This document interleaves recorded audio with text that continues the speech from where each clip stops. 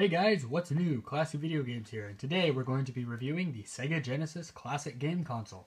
This is a machine that is a plug-and-play that is not actually a Sega Genesis. It's actually made by Games, although it is compatible with Genesis cartridges. It went on sale at my local Fred Meyer's today for $39.99. They had a flash sale today, so I figured I'd pick it up. It's normally, as you can see up here, $80, which I think is a little bit steep, but I figured for about $42 I'd pick it up because I'm a big fan of the Genesis, and I figured, for me at least, this is worth my money. This is something that I'm going to spend a lot of time playing, and it's something that I think I'm going to have a good time with.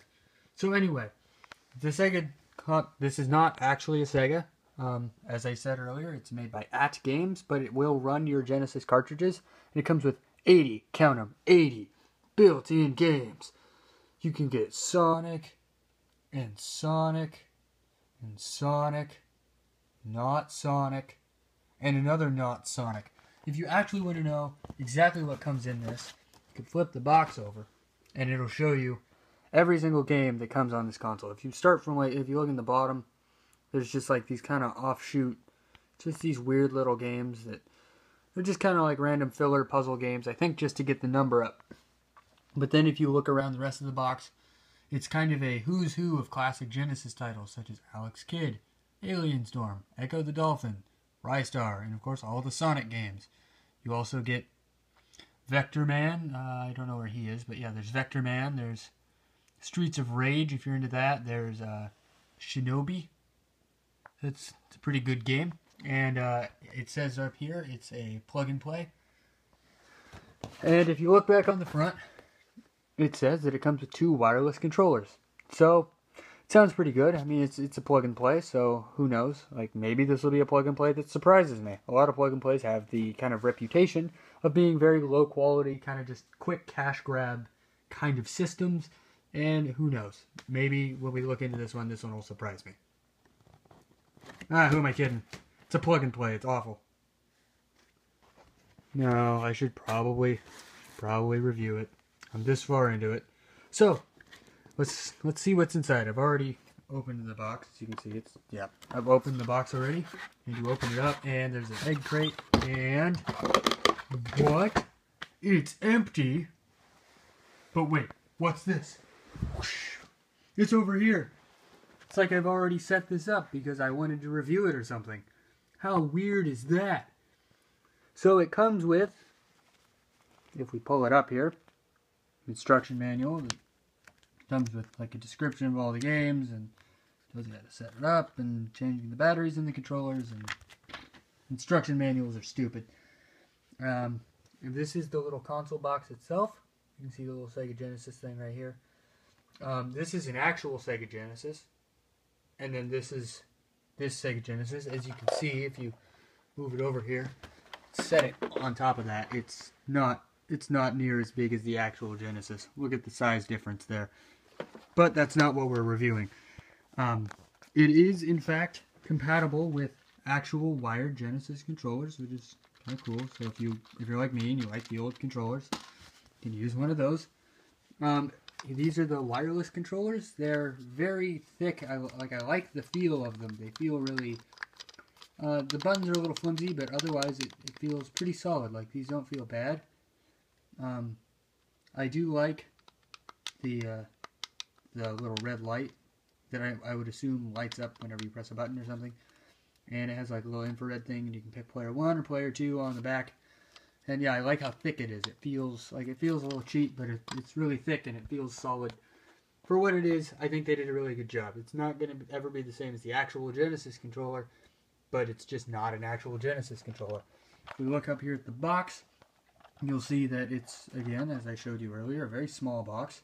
It's got a power button here. Cool. Comes with a free clicking sound, so you can click that. It has a little red light to show you that it's on. It has the infrared sensor for your wireless controllers. Now, it's infrared like a remote control, so it's a little bit slow, but it works. You can't have anything between the little console here and the controller, or else it won't work. And then, of course, there's player 1, player 2, little port so you can plug in your older controllers. This port is actually a little wobbly. It's odd. I haven't had problems with it thus far. And then on the back here you have your power cord, and then you have a single audio and a video. Or did I get that backwards? Whatever.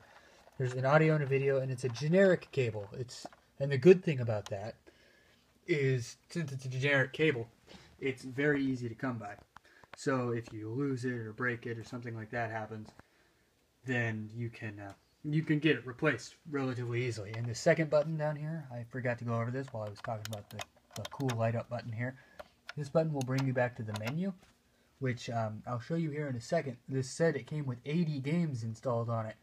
So this is the menu button. You can't just use start or well, there's a menu button on these controllers, but I can't. If you look at the back, there's a tiny little screw in there, down in that little hole, and I don't have a small enough screwdriver to get to it, so I can't actually use those controllers. But everyone I've talked to about this has said, get an actual Genesis controller, because you'll have to lean forward to press the menu button, but these controllers are more reliable and they work all the time.